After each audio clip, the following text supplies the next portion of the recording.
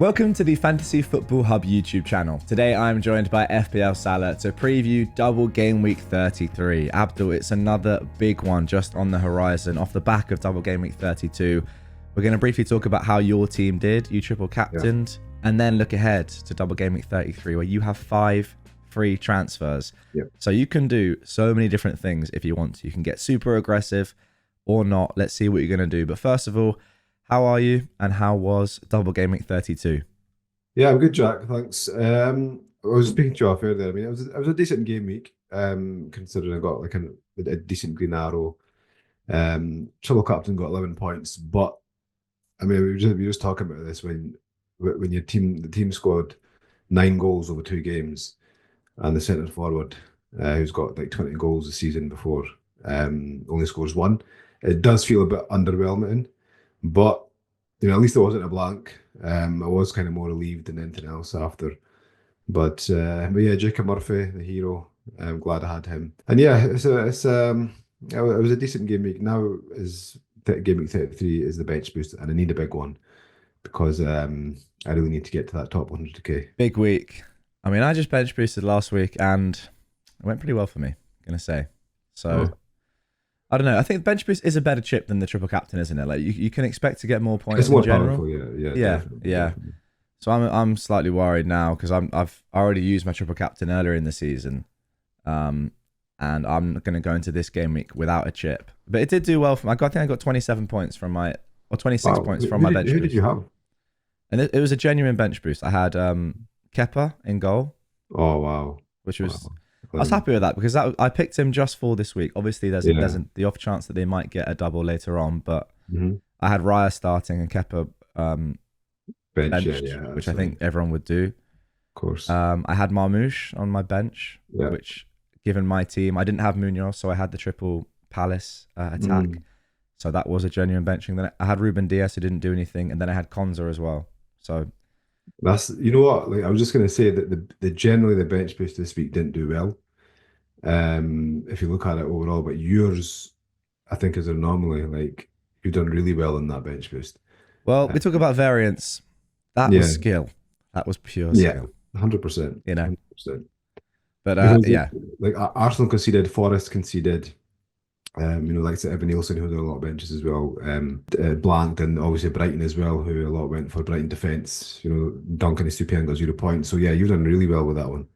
I mean, I played Williams, but I was always going to play Williams because I thought that was a better fit. I thought Everton at home was a good fixture, so I had Guardiola as well. So I split that, but I did make the bench as if it would actually be that would have been my bench. Yeah, no, I agree. I agree. I think But that's a correct bench. there we Uh, go. yeah, Um, anyway, let's get into your team yeah. because you have, as I said, you have 5 free transfers, Mm, and bench boost is going to be in play. yeah. Just run me through your current thoughts. Yeah, so I'm currently on 2 options, right? So option number one, I'm looking to do. So this is like I guess you can say the safe option, right? It's Gabriel to Kiwior, Palmer to Saka, and then Burn to Ruben Diaz, right? So I'd use three of my transfers. My bench would be Areola, Murphy, Isaac, and Konsa. Which I think is quite strong. I think Villa. Um, after the kind of Champions League tie, Newcastle are playing well. So are Isaac. So not Isaac, but so is Murphy. Isaac, I think, look, it's just he's getting the chances still. So I'm not worried about him, scoring just the one goal over the last 2 games when Newcastle scored 9. So I think that's quite a strong bench. And that used three of my transfers, and then it'd still leave me in a good spot going forward. Game week 35 and 36. When the double comes at 36, I will need a few transfers for that because we will know the FA Cup finalists by game week 34. But then obviously we just need the announcement after that, so that leaves me in a good position for that. The other option I'm looking at is a bit more, I guess, aggressive, which is Gabriel to Diaz, Murphy to Marino, Burn to Wan-Bissaka, and Palmer to Saka. So basically, that uses 4 transfers, and instead of going a double Arsenal defence, it gives me a double Arsenal attack. And I think Marino's a great option, by the way. I think he probably has a better chance of starting both games in the double than Saka does. So kind of in this option, it is a bit like Marino versus Kiwior. Yep. Um, and I think it's quite close because I do think Kiwior is nailed now. He started every game since Gabriel's been injured, and Arsenal don't really have any more, natural fit centre backs. And I think Saliba and Kiwior should start the remaining games. So there's I obviously going to be, agree.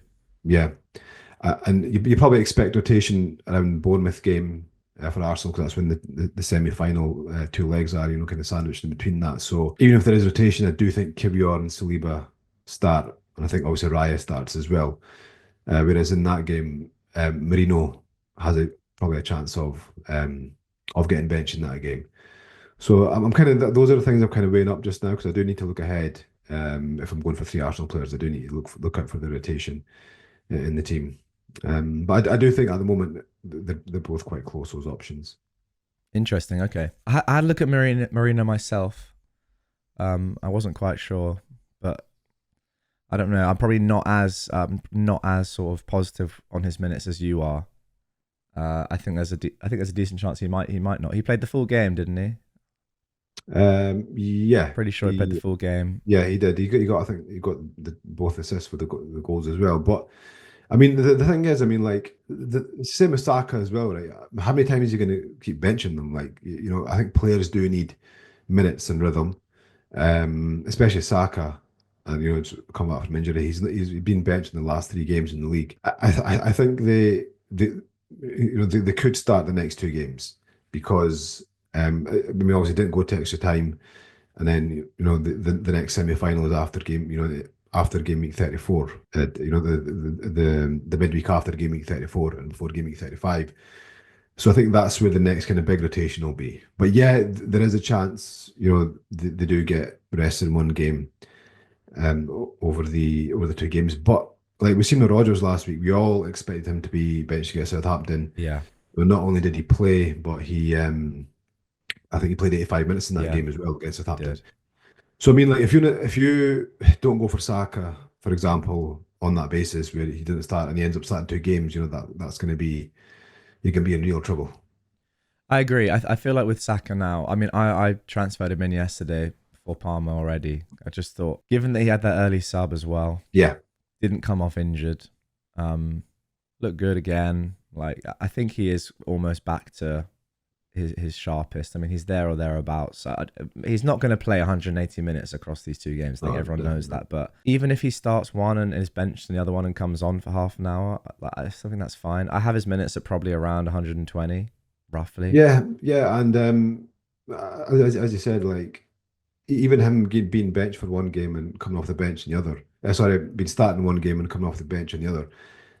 He's still a better option than most. Yeah, That's a better exactly. option than most players this week. And kind of going forward, I think we can probably determine, kind of his starts. We can probably, I guess, when he's going to probably get benched around the Champions League. But at the same time, he could be. I would not be opposed to transferring him out like in game week 35 or 36. Yeah. I still think, for this double, he's still worth going for, even if you do plan to get rid of him quite soon after. Let's talk about captaincy. I'm really interested to see what the AI is going to recommend with your team because you have five free Yeah. transfers. But we'll just wait a bit on that because I want to talk about captaincy because that is the thing that Mm. everyone I think wants to hear your thoughts on this week. That is the main talking point. I think there's no real obvious captain. I don't believe there are a couple of options, but just run us through them and what you're currently thinking. Well, for me, I'd probably say Marmoush and Saka are the best options, and that's the two I'm considering at the moment. Like once I've made my transfers, I'll have. I don't think Mateta's an option now. Those No. early subs are really annoying, but I will keep him for this double. I don't think. I mean, Salah, I guess, obviously is the best single of the week option, but I'm not going to captain Salah in like a double game week. It's funny. Sorry to interrupt. This, he's actually pretty close to like Marmoush and Saka in terms of Is predicted he? points. Well, I mean, I mean, he's at 8.1. So Rogers is at 8.1, for example. yeah. Marmoush is at 10.4. Saka at 12.1. But I think that is with slightly more aggressive minutes. I'm not entirely sure. I think if you think he's at like 120 minutes, 12.1 is a little bit high, I would say. Mhm. So I'm not Yeah, I sure. mean, yeah, I mean, it kind of makes sense because it is Leicester, but and yeah, look, he could easily outscore. the double game week options. But I think when you've got a double, you've got to attack it. You've got to go Yeah. over the upside. So he's not one I'm considering at all. Then you're kind of left with Sar, and for me, it's between Saka and Marmoush. To be honest, at the moment, it's on Saka, and the reason for that is I just think, I mean, if Arsenal had slightly like, harder fixtures, right, it'd be Marmoush, but the fixtures are so good. It's just that chance of him starting both games. And obviously, Maramish's advice, and I could still change it. And, I'm going to listen to the press conferences and, get in training pictures, see if there's any, I guess, clues or anything we can pick up on Saka, whether he's going to be playing both games or if we get any team leaks. I don't think we will actually because the game's on Sunday. But Mm. I will be looking out for things, kind of at the press conference and, pre-match. But yeah, I just think Saka is the one who's got the kind of real high upside. And I do think Marmoush will be the highest captain, and Saka will be. I would say a big differential, but he'll be a lot lower captain. I think. Do you think? Okay. I think so. Yeah, I think most of us go Marmoush because just because he's been benched the last 3 games, Saka, and I guess they wouldn't trust his minutes. So what do you think about Marmoush as an option then? Just on his own, like analysing more sort of the individual fixtures. Do you think there is good upside for him in those 2 fixtures? Compared, obviously, the Arsenal fixtures are better. I'm just thinking, Everton away, Yeah, it's pretty tough. Villa at home, again, now that is a massive game for Champions League. yeah, Especially now that Villa are out and they don't have any more games to focus on. yeah. City have that FA Cup game, but I mean that. Yeah, no, look, I totally agree. I don't like the fixtures at all. Everton away is tough, and Aston Villa at home is going to be like it could really well be a cagey affair because, as you said, the Champions League's on the line. But he has got the minutes. Like Haaland's not there. Probably play maybe I'd say maybe a good chance of playing 80 plus in both games. Yeah. Marmoush. So the minutes are there, but the fixtures aren't. And that's why I'm so leaning. That's why I'm kind of leaning towards Saka just now, just because of the fixtures. I mean, the fixtures are so good for Arsenal. I was looking at Rob T's tables. I think they're about 4.35 considered expected goals. Arsenal for the double. Okay. So they are predicted to score the most goals over the double game week as well. Yeah. So yeah, I mean it's a tough one. Marmoush does seem quite uninspiring on it, to be honest, but he is a solid option. Like he'll play a lot of minutes. He's probably going to be on penalties. We don't know that for sure yet, but I think we kind of assume he probably will be. And if I had to ask you right now, you think you'd go for Saka? If I had to ask me right now, I'd probably go with Marmoush, without Really? further information. Yeah, but Ooh. I'm just looking for it's on Saka, and I'm just kind of I guess looking for Arteta to come out and say, look, yeah, he's hopefully he does like an Oliver Glasner and tells us Saka's going to start like with Arteta. But yeah, you never know. Obviously, we know Arteta's not the most kind of forthcoming, is he really, when it comes to news? No. But sometimes he does actually say things like positive things. Sometimes in terms that he's going to start, he's feeling good, and he has been truthful. Quite recently. Funnily enough, so is Eddie Howe. What's going on? I know. I was just thinking that. I mean, he was like totally truthful about Isaac, and we listened, and it kind of paid off. But yeah, let's see. Maybe they've been told it's bad for the PR or something. Maybe. Yeah, that's a good point. I think that the interesting thing now with Newcastle doing so well is that Arsenal they're only 4 points ahead of Newcastle now in the league. Yeah. Only 6 points ahead of Forest. And only 8 points ahead of City. Now, I say only, but you've got City, Chelsea, Villa there in that 5th spot at the moment, around there. One of them will have to keep doing well, as in one of them will do better than the other 2. So they're gonna, they're gonna put some points on the board. Forest have good fixtures. Newcastle are in the form. They are the form team in the league. So for Arsenal, they can't exactly just rest players and then completely go for the Champions League. But they also need to make sure they are. It's very likely, very, very likely they'll stay in the competition and that they'll qualify top 5. But if they do really focus purely on the Champions League and then lose intensity in the league, they don't have the easiest fixtures after these games. So I think, I think they will go pretty strong to ensure that they win these next 2 games. And then if they win these next 2 games, then yeah, the Champions League is secured. I mean, it pretty much is anyway, but I've seen stranger things happen. Yeah, I mean, they won't want to finish like 3rd or 4th anyway. Even that, yeah. they want to finish second, Yeah. even if they know they're not going to win the league. So yeah, they're not. I don't think they're going to totally throw the league away. Yeah. The Champions League is definitely prioritized, but you just hope that Arteta, doesn't kind of, I guess, rotate too much. Okay. Let's talk about your AI recommended transfers. I mentioned them earlier. Here they are on screen. Now, what I've done here is I have told Fantasy Football Hub that you are going to be playing your bench boost in Game Week 33 and your free hit in Game Week 34, just to make sure, is that completely accurate? Yeah. Okay. And then that will, as it says at the top here, that will sort of determine what transfers are recommended this week. As you can see, bench boost chip currently set for the upcoming game week is taken into account when recommending these transfers. And the transfers are as follows. Actually, interestingly, there are only three.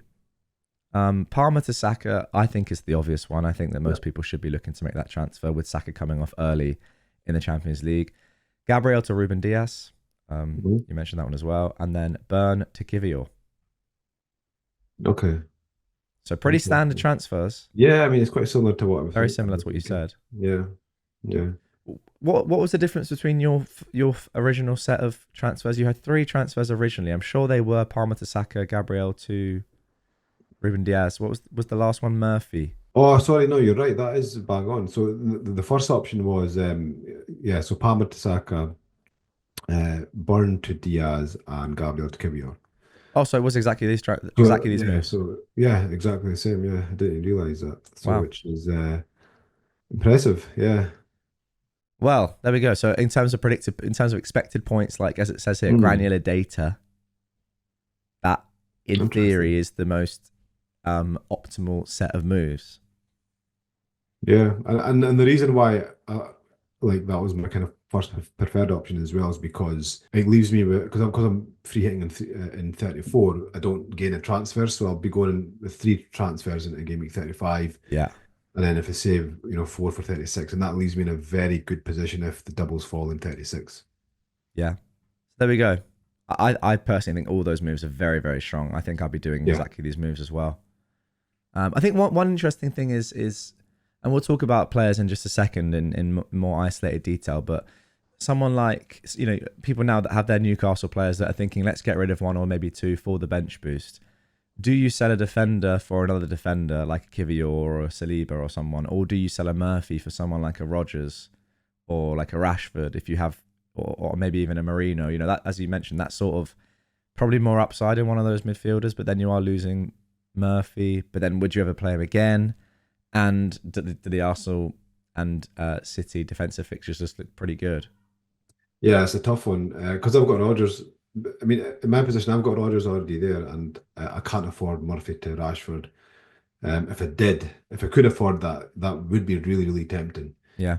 Because the thing is, I mean, Murphy's been playing great, but Villa away against double game week, Newcastle, Man City away, you still fancy Rashford for that. But the thing with the Villa attackers is, apart from Rodgers, I mean, obviously Tielemans nailed as well, but he's not really a great FPL option. But all the other attackers are just like, Watkins, Rashford, the likes of Ramsey and that, they're all getting rotated. Yeah. Asensio. So it's tough to go for that move. But I think, for Murphy, I think if you've not got Rodgers, I think Murphy to Rodgers is a good move. I would definitely do that. Then outside that, I would if you've already got Rodgers and you've got like a Murphy and a Burn there, I would prioritise getting rid of Burn first, because obviously the clean sheet chances against Villa aren't that good. And Murphy's been playing fantastic, so that's kind of where I'd be. But if you've already got Rodgers there and you've got like a chance of going a Murphy to somewhere else, I think that's where it gets a bit tougher. And you've got to kind of weigh up the options. So there are your recommended transfers. As you guys can see at the top of the screen, you can get your own recommended transfers by signing up to Fantasy Football Hub. This is a massive week, probably, one of the biggest weeks left in terms of decision making. A lot of transfers are going to be used, and then we're probably going to be rolling for a good couple of weeks after this, I'd imagine, before the doubles, the next round of doubles and the blank in 36 and 37. So if you're not sure what to do and you want a little bit more inspiration or just some backing like Abdul's just got with his plan moves there, sign up, link down below. Again, as I always say, it's personalized to your team. You just put your FPL ID in or just type in your manager name. and you will get personalized transfers to your team. Okay, mate. I think now let's talk a little bit about just individuals. We mentioned there the Villa players a little bit. I want to ask you a kind of a personal question about my team, and I think Yeah. this would be similar to most people. I'm not on a bench boost this week, but say you are on a bench boost, doesn't actually really matter. Is it worth selling a player with a good single game week fixture if you have the free transfers? For example, people will be looking at Murphy, Mhm. maybe even someone like an Isak. Is it Yeah. worth selling them to a player that doubles? So, for example, if you were looking at selling Isak to, say you don't have Marmoush yet, Yeah. or any of the doubling strikers, is that worth doing? Is it really worth attacking to get as many doubling players as possible in a week like this?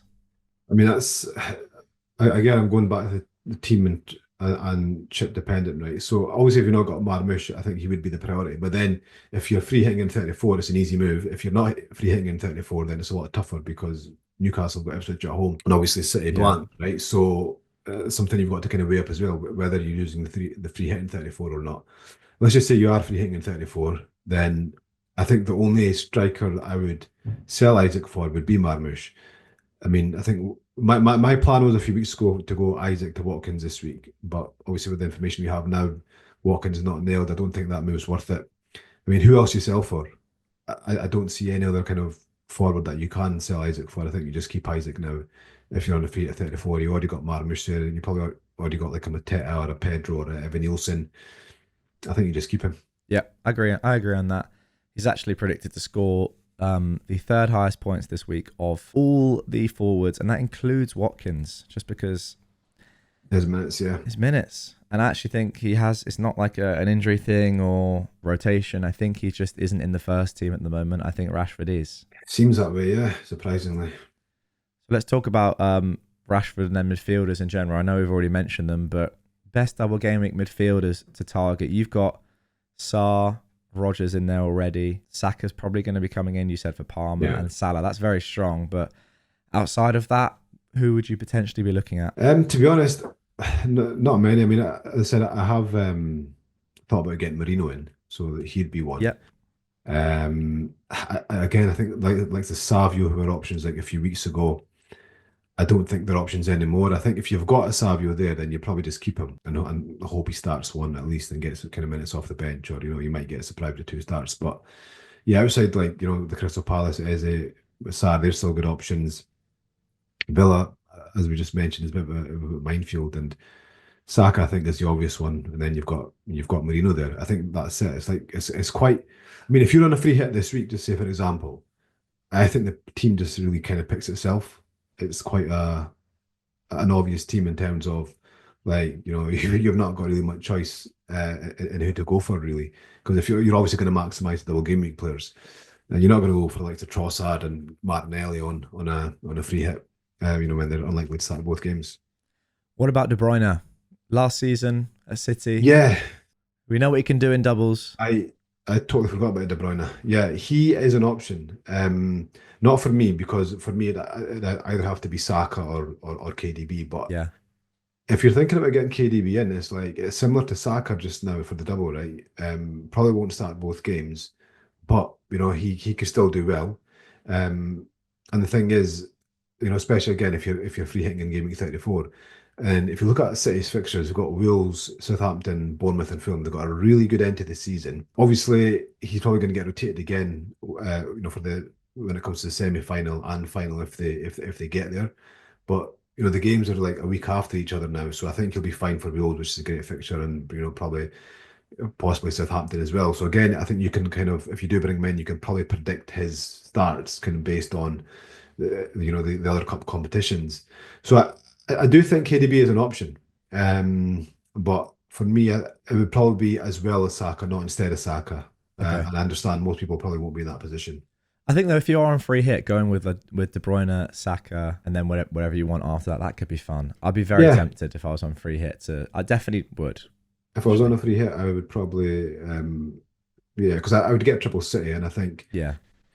that would be tempting. I mean, I think that the optimal City treble up, if you're looking at minutes, would be double defence and Marmoush, right? But KDB is the more exciting option, and he's got the upside as well. Okay, let's move on to defense. We've talked about City, we've talked about Arsenal, to be honest, and our thoughts on Kivior. Now, do you think that Saliba is worth the extra price over Kivior? He's £1.7 million more. If you're buying one of the two this week, do you reckon it's worth going there? Um, oh, It's a tough question, isn't it? Because it's something I'm thinking about myself. yeah, it's a tough question because if you believe that Kiwior is going to start every game from now to the end of the season, then there's no way Saliba's worth that extra Yeah. money. No chance. If you think there's a slight possibility, that Kiwior could get benched in one, like, Timber being played there and, with Calafiori coming back as well. Because if I'm not mistaken, I think Timber has played centre back on a few occasions this season. So, and then, if you think, he may get rested, then Saliba is worth the extra. But for me, I do think that Kiwior is going to just be a mainstay now with Saliba. So for me, it's not worth going Saliba for that extra money. It's a tough one, isn't it? It really is. Because Yeah, I think that we are going to need that money as well. probably. I think, I don't know. I was looking at it last night and I was thinking, well, am I going to need that 1.7? You never know if you're going to need it or not. That's the thing. Yeah, I mean, there's a good chance because I think we're going to be making a lot of transfers in Yeah. game 36. Um, Especially if I guess the results don't go away. If Forest win, then I don't think many people have got Forest players right now. Oh no, I don't think Forest double though. Sorry, my mistake. Because with their game being on Monday, I don't think they're the one of the teams that will double. It'll be Bournemouth if City win. So Oh, yeah, really? I thought Forest could still double. I could be mistaken. I don't know. This is the thing. I don't tie myself too strongly to the Yeah, potentials because I don't think there's too much point in thinking about them until they're sort of relatively yeah. guaranteed. I think they could though. I don't know. Yeah, no, I think you're right. I think they possibly could. Yeah, no, no, they could actually. Sorry, that was my bad. Yeah, because yeah. So if they do end up doubling, then we're going to be using a lot of transfers for that. I've Yeah. not really looked at the kind of all the permutations for the 36 yet because I don't think there's much point until we get the results in 34. But yeah, Forest are the ones that could double. Bournemouth are another team who could double, and I think a lot of managers have kind of got rid of their players recently. So. I do think a lot of transfers will be needed in Yeah. 36. Okay. And let's talk about. Finally, I want to talk about sort of Villa defenders and Martinez as well, because they have tough fixtures, right? I mean, Newcastle at home, and they are, Yeah, as I said, the form team. They've just scored a bucket load of goals in yeah, in the double. Then City away. That is tough. Do yeah. you It's not. think it's worth moving or benching someone like a Konza to play getting in an Arsenal defender and playing an Arsenal defender instead of a Konza? Or similarly, like if you're not on a bench boost, Raya versus Martinez. I only say this because I'm just looking at the predicted points here. Konza has 5.2 million. Let's have a look at all Aston Villa defenders. Yeah, so he 5.2 points. Sorry, Yeah, predicted points. He's the furthest ahead by a mile because no one else is really as nailed. I'm not even sure if Konza is nailed, but he's on 5.2 predicted points. Arsenal defenders 9.5, 9.4, 9.1. They're 4 points ahead or there or thereabouts for predictions this week. Do you think it's worth benching someone like a Konza to play an Arsenal defender? If you're on a bench boost, it's not much you can do about it. But what do you think about sort of Villa defense in general, I suppose? yeah. Look, I mean, of course, 100%, I'd play an Arsenal defender over a Villa defender, no doubt about it. But in general, I do think the only nailed options in the Villa defense are Konsa and Martinez. Mm. I don't think anybody else is. Dini's got Mats in there. You got Mings, Paul Torres, and there's quite a few centre backs you've got there as well. So yeah, I mean, for me, Konsa is nailed. I think if you haven't got, I guess, a Villa defender right now is whether you bring them in or not, and whether you like just say for example you've got a Forest defender or you've got like a West Ham have got a good fixture or even a Chelsea centre back a few got Colwell. I mean, do you move one of them to Konsa? And honestly, I still think I probably would do it, just on the off chance, they keep one clean sheet and that's it worth it. And then I think Villa have got a chance of doubling in 36 again also. Yeah. But yeah, I do think, I mean, I've not got high hopes of, their defence this game week. But I mean, it could easily happen. I mean, if you've got a Martinez on goal, who's who is a good keeper, you could have like a really great game and just keep a clean sheet. And the thing with doubles is I think I always err on the side of just going for it because you've got two chances. So, there is a chance they can, just keep one clean sheet and it pays off. Absolutely. Okay, mate. I think that's going to do it for this one. That's been half an hour of chat. Anything else we've missed? I mean, we have spoken for half an hour, so I think that's probably more than enough. Yeah, I think it's another big one. No, I think we've covered all the main. I think that the captaincy is going to be a big one this week. I think Yeah, we're going to see a bit of a split in the FPL community. exactly.